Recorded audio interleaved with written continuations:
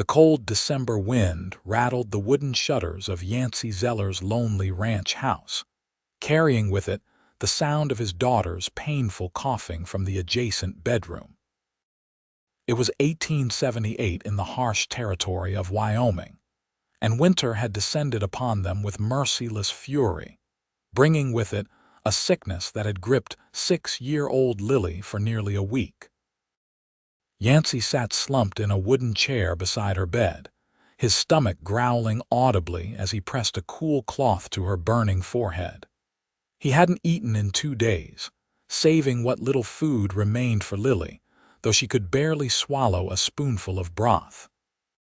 The blizzard that had trapped them in their isolated homestead had finally abated, but he dared not leave her side long enough to hunt or ride to town. "Papa," Lily whispered, her voice faint as paper, "I'm sorry you're hungry."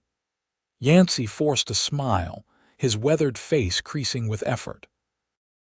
At 32, he looked closer to 40, years of hard living etched into his features. His wife Sarah had died in childbirth, leaving him to raise Lily alone on their struggling cattle ranch. "Don't you worry about me, little flower," he said, brushing damp strands of hair from her face. "You just focus on getting better." But the truth gnawed at him like the hunger in his belly. Lily's fever was climbing, her chest congestion worsening, and the nearest doctor was in Timber Creek, 20 miles away through treacherous terrain. The medicine he'd been giving her from his meager supplies wasn't working. Yancy rose to check the window, hoping against hope to see some sign of a traveler or neighbor.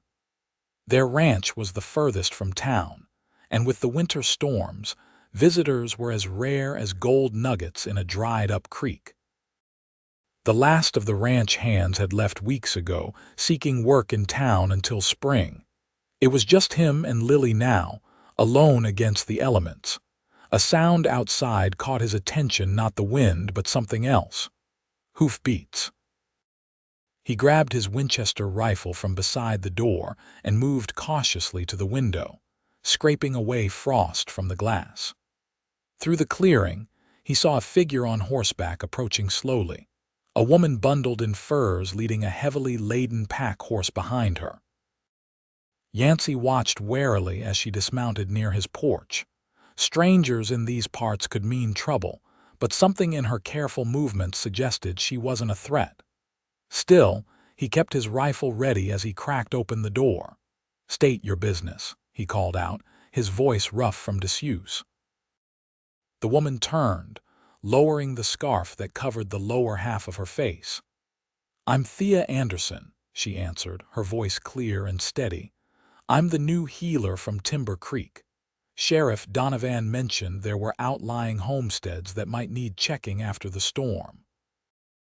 Yancy hesitated, studying her. She appeared to be in her mid-20s, with intelligent eyes the color of amber and dark hair peeking out from beneath her fur-lined hood. He'd heard talk in town months ago about a new healer arriving, but he rarely went into Timber Creek unless absolutely necessary. "My daughter's sick," he said finally, lowering his rifle slightly. "Been burning with fever for days now." Relief visibly washed over Thea's face. "Then it's fortunate I came. I've brought medicines and supplies." She gestured to her pack horse. "And food." Sheriff mentioned some families might be running low after being snowbound.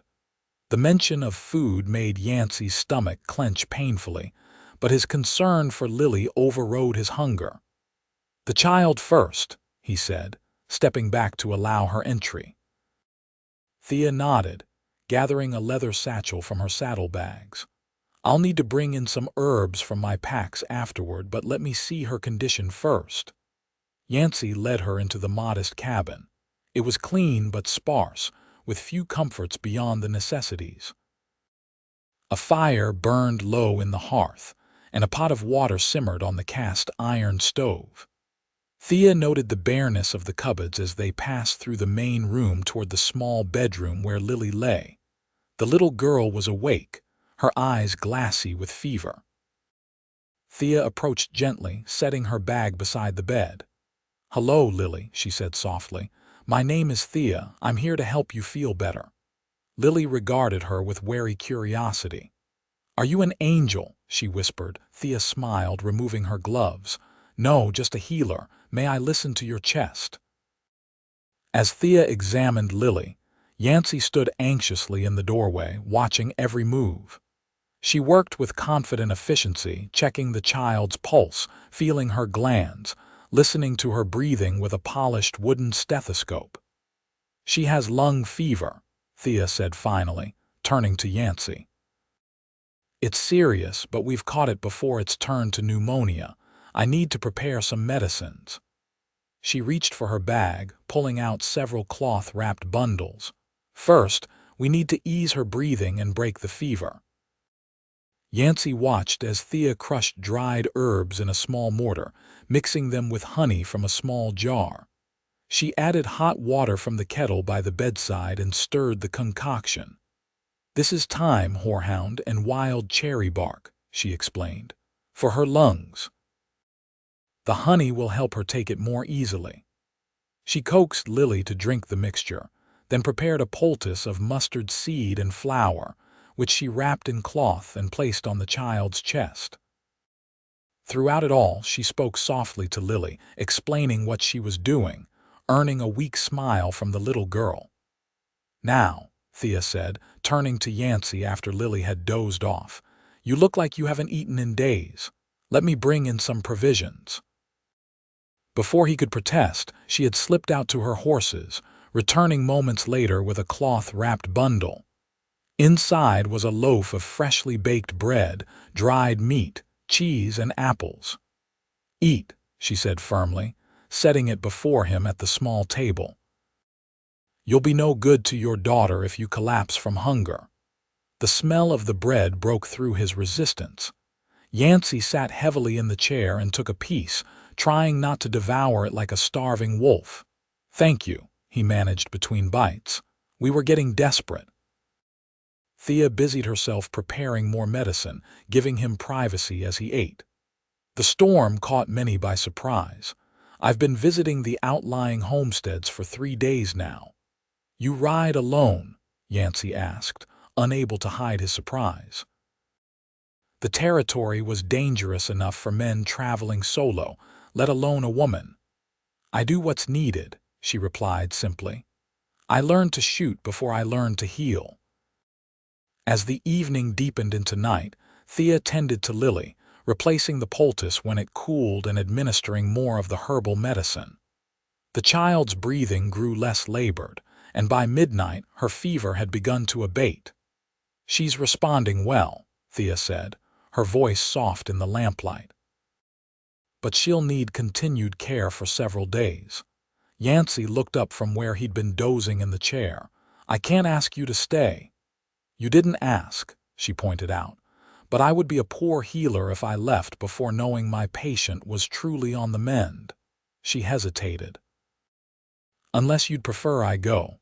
"No," he said quickly, perhaps too quickly. "I mean Lily needs you." A ghost of a smile crossed Thea's face. "Then it's settled. I'll stay until she's better." That night, Yancy insisted Thea take his bed while he slept on a pallet by the fire, checking on Lily regularly. As he lay awake, listening to the wind outside, he found himself wondering about the woman who had appeared like an answer to an unspoken prayer. Morning brought weak sunshine and a marked improvement in Lily's condition. Her fever had broken during the night, and though still weak, she was alert enough to ask for food, a request that brought immense relief to Yancy. Thea prepared a simple porridge, enriching it with dried berries and honey. "Slowly now," she instructed Lily as the child eagerly accepted spoonfuls. "Your body needs to remember how to eat." Yancy watched from the doorway, something unfamiliar and warm spreading through his chest. It had been so long since another adult had helped care for Lily, so long since he'd heard feminine laughter in the cabin. Over the next 3 days, Lily continued to improve under Thea's care. The healer prepared fresh medicines twice daily, gathering additional herbs from her stores. She showed Yancy how to prepare the remedies himself, patiently teaching him the properties of each plant. "This one is elderberry," she explained on the second evening, showing him dark, dried berries. "It strengthens the body against illness. And this," she held up a bundle of dried leaves, "is boneset, for fevers." Yancy found himself fascinated not just by the knowledge she shared, but by Thea herself. She moved with purpose, spoke with quiet authority, and treated Lily with gentle affection that the motherless child soaked up like parched earth absorbing rain. By the fourth day, Lily was well enough to sit up in bed and ask for stories.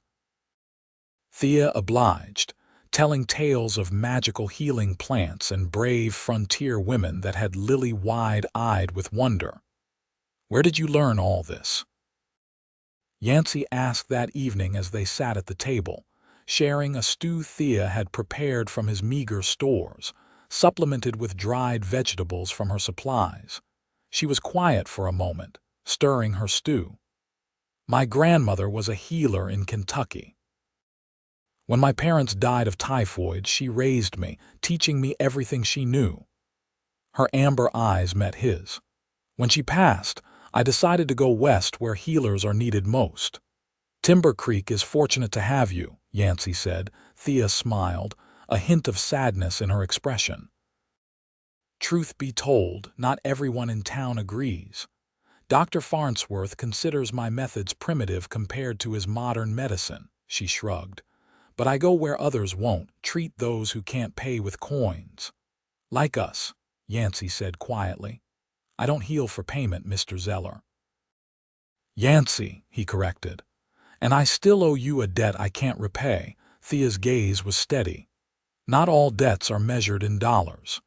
The next morning, Yancy woke to find Thea already up, standing on the porch despite the cold. He joined her, pulling his coat tight. "Storm's coming," she said, nodding toward dark clouds gathering on the horizon.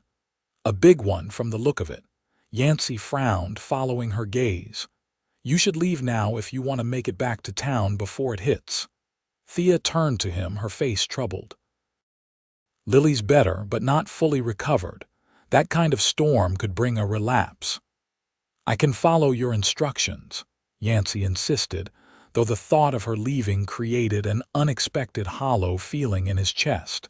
She studied him for a long moment. "I have patients expecting me," she said finally. "But I don't like leaving you two alone with another blizzard coming." Before Yancy could respond, Lily's voice called from inside.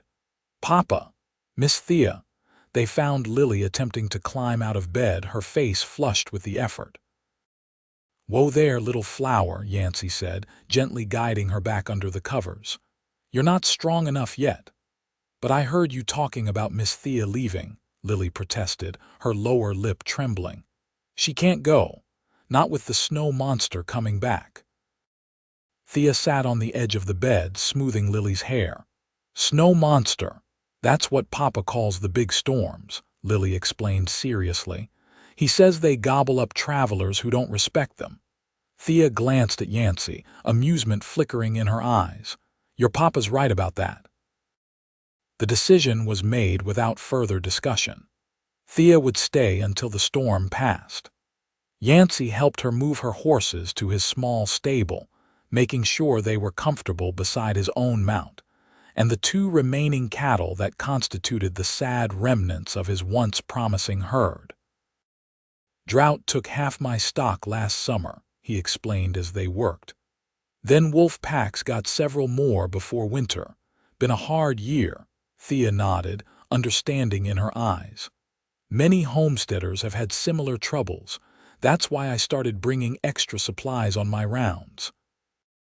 As they returned to the cabin, the first snowflakes began to fall. By midday, the storm had arrived in full force, howling around the cabin with fierce determination. Lily watched from her bed, eyes wide as the windows rattled. "The snow monster is angry today," she whispered. Thea sat beside her, folding clean rags into neat squares. "He can howl all he wants, but he can't get us in here." To distract Lily from the storm, Thea taught her to identify different dried herbs, explaining what each one healed. Yancy observed from his chair by the fire, whittling a small wooden horse as a surprise for Lily. The domestic scene stirred something long dormant in him, a sense of wholeness he'd forgotten was possible. That evening, after Lily had fallen asleep, Yancy and Thea sat by the fire, the storm still raging outside. He'd found a half-empty bottle of whiskey in a cupboard, and they each had a small glass to ward off the chill. "You're good with her," Yancy said, watching the firelight play across Thea's features. "Lily's mother died bringing her into the world. I've done my best, but—" "You've done well," Thea said gently. "She's a wonderful child, bright and kind, like her mother." Yancy swirled the amber liquid in his glass. Sarah was the one who wanted to come west, had dreams of a big ranch, a house full of children. I promised her I'd make it happen. Thea was quiet, letting him speak at his own pace. After she died, I nearly gave up. Would have if not for Lily. He took a sip of whiskey. "Now I'm barely hanging on to this place, and I worry I'm failing them both." "You haven't failed," Thea said firmly. "You're still here, still fighting. That counts for something." The conviction in her voice made him look up, meeting her gaze. "And you? What are you fighting for, Thea Anderson?" She was silent for a long moment, staring into the fire. "A place to belong, I suppose. My grandmother was always respected for her healing, but things are different now. Doctors with formal education look down on traditional methods, even when they work." Her mouth curved in a wry smile. "The women in town think I'm peculiar for riding alone into the wilderness. The men think I'm either foolish or too forward. And what do you think?" Yancy asked softly. "I think I'm doing what I was meant to do." She looked at him directly. "Even if the path is lonely sometimes." The storm continued for 2 days, keeping them confined to the cabin. Yancy watched as Thea integrated herself seamlessly into their lives, teaching Lily to braid simple cords from leather scraps, helping him repair a leak in the roof, preparing meals from their combined supplies that somehow tasted better than anything he'd managed on his own. On the evening of the second day, Lily asked for a story before bed. To Yancy's surprise, Thea looked to him. "I think your papa might know some good ones," she suggested. Lily's eyes widened. "Papa doesn't tell stories. He says he's not good at making things up." Yancy shifted uncomfortably. "Your mama was the storyteller. But you knew her," Thea said quietly. "You could tell Lily stories about her mother, real ones." The suggestion caught him off guard. He rarely spoke of Sarah, finding the memories too painful. But looking at Lily's hopeful face, he realized he'd been keeping a part of her mother from her. So he began, hesitantly at first, telling Lily about how he'd met Sarah at a harvest dance in Missouri, how she'd refused to dance with him until he'd learned her favorite hymn on the fiddle. He described her laugh, her determination, the way she could charm birds from trees and convince flowers to bloom early. Lily listened, entranced, as if trying to absorb every detail about the mother she'd never known. Thea sat quietly by the fire, giving them space while remaining a comforting presence. "She sounds wonderful," Lily said when he finished, her eyelids growing heavy with sleep. "She was," Yancy agreed, tucking the blanket around her. "And she would have loved you more than anything in this world." After Lily fell asleep, Yancy found Thea on the porch, wrapped in a blanket against the cold. The storm had finally passed, leaving a pristine white landscape under a canopy of stars. "Thank you," he said, joining her, "for suggesting I tell her about Sarah. I should have done it long ago." Thea's smile was gentle in the moonlight. "Some hurts take time to heal enough to touch. You would know, being a healer and all," he said, attempting lightness. "Some things I know from experience," she replied softly. They stood in companionable silence, their breath forming clouds in the cold air. Yancy was acutely aware of her presence beside him, of how natural it felt to have her there. "The trail to town should be passable tomorrow," he said finally, reluctantly. Thea nodded. "I should check on my other patients. They'll be worried." "Of course." Yancy cleared his throat. "Lily will miss you." Thea turned to face him. "Only Lily." The directness of her question startled him, but something in her expression gave him courage. "No," he admitted, "not only Lily." Morning came too quickly. Yancy helped Thea prepare for departure, loading her pack horse with her remaining supplies. Lily stood wrapped in a blanket on the porch, her face solemn. "You'll come back, won't you?" she asked as Thea knelt to hug her goodbye. "I'll check on you next week to make sure you're fully recovered," Thea promised. "And I'll bring that book of plant drawings I told you about." Lily brightened somewhat at this assurance, but still clung to Thea's hand. "Papa's different when you're here," she whispered, though not quietly enough. "He smiles more." Yancy felt heat rise to his face as Thea glanced up at him, a question in her eyes. "Lily has quite an imagination," he said gruffly. "Perhaps not," Thea replied, rising to her feet. She turned to him, her expression open and honest. "I've noticed changes in myself these past days as well." They stood facing each other, the morning sun glinting off the snow around them. Yancy wanted to find the right words, to express the tumult of feelings she'd awakened in him, but eloquence had never been his strength.